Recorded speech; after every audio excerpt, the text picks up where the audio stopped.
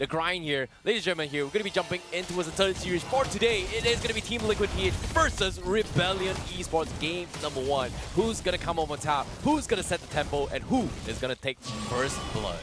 Carl TZ was able to secure his buff faster compared to Vincent. Even though Vincent had a little bit of help leashing for his buff, they're starting on opposite sides of the map.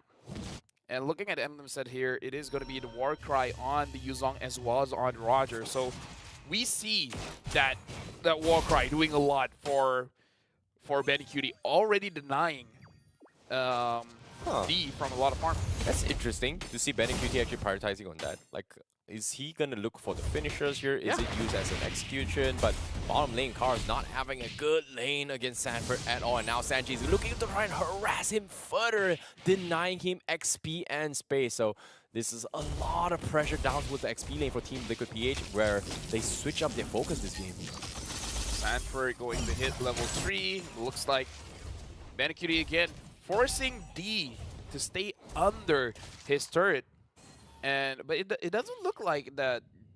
It doesn't look like Benny Cutie wants to deny so much minions instead of just what is this get a kill. ambush? Did they spot Vincent out? I don't think they did, right? I think they don't, but I know that there's more than one person there. Yeah, there's 3 people there, but Sanford, he's playing a little bit safe here. He's still got the XP. He's freezed up in a very awkward position, but again, Turtle's going to spawn in 4 seconds. Eventually, Rebellion has to show themselves here. Vincent took the long route. Sanji still unsure on what's happening. There's 2 guys there, and finally revealed himself. But AudiTZ is taking him to too much damage here. Better Astra comes in. He predicted AudiTZ the flicker there. Drops the bomb before he gets out. That's gonna be first blood in the hands of Team Liquid. The Sansan duo has amazing game sense. They just I don't know what's going on there, but I know I don't like it. Oh my goodness, Suelo now with the stolen Minon Rage, but at the same time, JP also has a Minon Rage of his own. So Team Liquid PH does have his advantage right here in this fight. But speaking of which, your Turtle in the hands of Team Liquid PH, Rebellion Esports now gonna be on the back seat. Yeah, now Rebellion Esports, again, their composition, they want to ramp up a little bit. Even though Suelo has the Minuet Fury, but the engage is not going to be good enough because they don't have the damage. Vincent needs item first. D needs a lot of items. Suelo, if the first item is going to be the Enchanted Talisman, he has damage, sure, but again, it's not going to be enough. So I feel like Rebellion Esports, it's good that they let it go because look at it, even Cars is not doing good. Yep, oh my goodness, that's a second time now Sanji is able to find a pick off. Rebellion Esports just could not respond to this. Team Liquid just having so much foresight in his plays, and now Benny QT just got his Sky Piercer on top of this. This is a very, very good start for Team Liquid. 3 minutes in, gets the Sky Piercer, and the Turtle is going to spawn up top. Oh, they want to give him kills. Oh, Firaga not there. Down. Vincent is dead. Benny QT, that's going to be first kill on the first stack for him for that Sky Piercer. And again, after this is before that, they still want to go. D taking a bit of damage, and D has to be forced back a bit. The next item for Benny Cutie is going to be the Wind Talker. So more movement speed, making it so that he can get to his targets much faster. Yeah, speaking of movement speed right now, like it seems like Rebellion Esports is playing very defensively right now, whereas Team Liquid PH, they're just capitalizing on a lot of all these micro fights rather than just being very, very reactive to this fight. So you can see a lot of micro plays coming in. Again, AudiTZ just is like, you know what, 3 guys coming in, I'm not even afraid. I don't care. I see something that I don't like here. That spells Rebellion Esports is not able to fight the first 3 turtles. Is that Vincent looks like he's going for it before that Car's taking quite a lot of damage. Okay, Sanford, he's taking a little bit of damage here. He might actually fall to this here. The Residue comes in. Sanford trying to buy a little bit more time, eventually gets picked off. He even forced the flicker.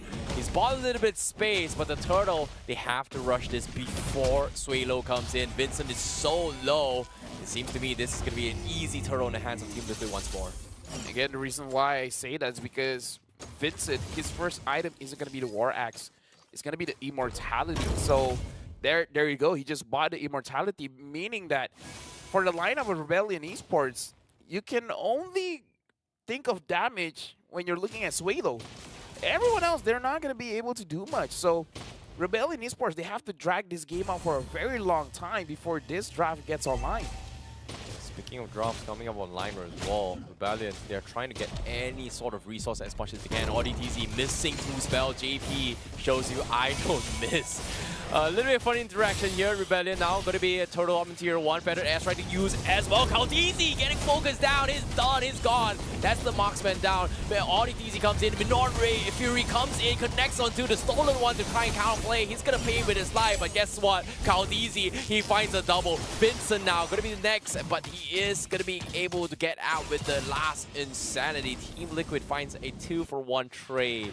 Bottom lane though, Cars, he might actually die to this. No, the knockup comes in. Cars, he's able to survive, but Kaltizi says, "What's up, brother? Can you get out?" He sidesteps the dodge, the shield, but it doesn't matter. He's so low. One punch is all he needs. Yeah, this is what worries me, is that Rebellion, they won't have enough damage. Cars just built his Hunter Strike. I don't think he has his first item just yet. Benny Cutie already has 2. So yeah, this is why I kind of don't like Rebellion Esports draft, because it's an okay draft, but it takes way too much time. And against Team Liquid BH that has a draft that can ramp up very fast, I don't know, seems counterproductive or counterintuitive. It's going to be very, very difficult this game here. Cars, not able to make the space that he needs to actually fight against the Team Liquid here. You can see Purifies from Sanji. Audi tried to go for the catch. Doesn't seem to be able to find Sanji, but they do bait out the Purify. Turtle gets resetted. But the looking for that engage. Benny QT is finding his engagements as well. They force the Primal Wrath. So much value spells taken away by Rebellion. Feathered Airstrike being used from both sides. They're trying to drop the turtle quickly as well. Sanji secures the turtle for the team, but now Rebellion, they have to run. Guess what? Benny QT is looking to finish him off. He's got the double, looking for the triple, but guess what? Everyone is dead. Vincent as well, next to fall. Triple kill for Benny QT in one fell swoop. Everyone is dead. Yeah, 5 votes ways with the Sky Piercer. So again, Team Liquid BH 7.5k ahead, getting the mid lane turret, getting the bottom tier 2, and the top tier 2 might be the next target as well. The Lord is going to spawn in 82 minutes. Benny Cutie has to end this battle. And D still has not completed his first item. That's how far ahead Benny Cutie is. He has 3 items. D doesn't even have 1. Well, his 3k net worth difference, right? That's so far of a lead that Team Liquid BH has. Is like almost near 10k now. And Rebellion, they've died. Like, look at this, 12-2. What can they do? Even Sanji's 1 Feathered Airstrike is enough to threaten everyone from inside of Rebellion. And now we have a visual here. 3 items for Roger, and this is why the Beatrix is ultra late game, because her items are very expensive. Now she has completed the Blade of Despair, so that's 1 item. Compared to 3.5. Like, the only good thing is that that's the most expensive item for her build. After this is going to be a little bit easier, a little bit more cheaper. So her ramp is going to be faster. But again, the comparison is too much. It's still tough because look at this. Benny QT has got 3.5 items. But if you say that's 3.5 items, this Sky Piercer's got 5 stacks. So technically that's a 4.5 item rather than a 3.5 item. Power spike for Benny QT in just, what, 9 minutes into the game. Him alone, he can already 1v3. This X-Borg is not a factor as well. The Farsa can burst him down very, very fast. Yeah. Sanford, the Paquito is the counter towards an X-Borg. So Team Liquid BH, they just have all the answers to the problems that Rebellion has. Oh no, D is dead. That's going to be max stack up on Benny QT as well.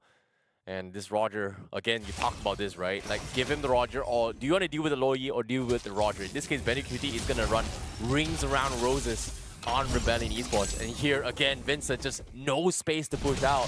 The idea of having the export is to deal with Kaltizi, but he can't even get to Kaltizi at all. Yeah, they haven't even met. Kaltizi is just pre-farming. He just goes into the jungle and outside. Okay, this is mine, this is mine, this is mine. Benny Cutie's slaying the Lord. I'm guessing Sky Piercer works on that. No, it doesn't, but I'm just saying. He's getting all the last hits here. But at the same time as well, you have to give credit to Vincent. Despite being a difference of a lead here, he's still somehow able to keep up in terms of level. Like, it's level 12 to level 13, now 14 for Kaltizi. But they have to find a way to drag this out because eventually they are going to get outscaled. It's going to be very, very difficult. Well, the only way they can clear the waves is with the Beatrix, so hopefully that's going to be enough. Right now, Team Liquid H, they're getting the mid-tier 2. They're getting it for free. Yeah, they're just getting outranged as well. You can see Sanford trying to make a jab onto a Sway Low. They have the Feathered Edge, stolen Feathered Edge right off on Sway Low. But again, it's a tall order for Rebellion Esports to fight back here. I don't see any comeback game here. It seems like this is going to be Team Liquid's PH's game to lose if they don't close out this game. Well, the Lord is there. D is very low. Car says, well, one hit away. Okay, they're able to get a little bit of reset here. Sanji missing the Feathered Edge. No, he does hit the Feathered Edge, right, but he gets cancelled off. But the Lord still going to be taken down. The inhibitor still falls. Stolen in Feathered Edge, right, from Sway Low. Is able to clear 2 waves of minions. And they somehow still managing to hold on.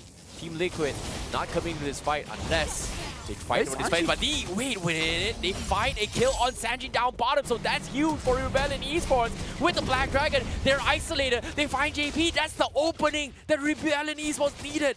That's huge. That was such a huge shutdown because out of that kill, D immediately got the second item. He got the Malefic Roar. That's how big the shutdown was. 1 kill, 1 item. That's huge. And now we got to look at the instant replay. Oh, that was a beautiful shot. Oh my goodness, that was a big shot coming in. JP left isolated as well. They've got so much information, but while this is actually happening as well, guess what? Middle lane, they find Khaleesi all by himself. Team Liquid might actually lose another player unless Benny QT is looking for it. He's on a godlike. He's looking to try and finish off D. Does he give chase? D is going to be running for his life as well. Vincent, he has immortality. He's going to try and provide a little bit of assistance. They are able to get out. So Rebellion, they may have made a little bit of mistake. Things could have got out of control, but they still backed out safely. That's why choose your poison. You want to go up against the Louis or you want to go up against the Roger. Look at that burst damage. My God. There's no outplaying that. If he gets there, you get out. You don't entertain the fight anymore. You're like, okay, you know what? My HP is not 100%. You gotta run. If it's 90%, I'm uncomfortable. Well, in this case, Benny QT, he's got Sky Piercer full stacked. That's going to be so much percentage coming in. Sway Low finally having the Divine Glaive, so with the stolen Feather Astra, he can still do something and contribute to this team fights. And I think that's the game plan that Rebellion Esports is looking for. Buy enough time for this Beatrix to get relevant. Buy enough time for this Edith to be able to out-sustain them and contribute in terms of damage as well. And Team Liquid, they have to be careful about this. Karos is challenging Sanford. He's asking for it as well. But do they go for it? But guess what? Jump onto all these DZ. They've got CC. He's stunning his way through. He goes for the prime round to disengage. Black Dragon comes in to give chase. They find Khaleesi. That's huge. It's going to go down. Meanwhile, Sway Low gets picked off by Benny QT. But the stomp from JP to stop D from getting things out of hand. Now, Benny QT looking for the finish. He's got the Maniac on top of it all. What a counterplay by JP to set things up for Benny QT. So do you rather fight against the Louis or the Roger, man? 11-0-2. Full items build. Blade of Despair there. Oh my goodness. Last Insanity to try to clear the minions, but it doesn't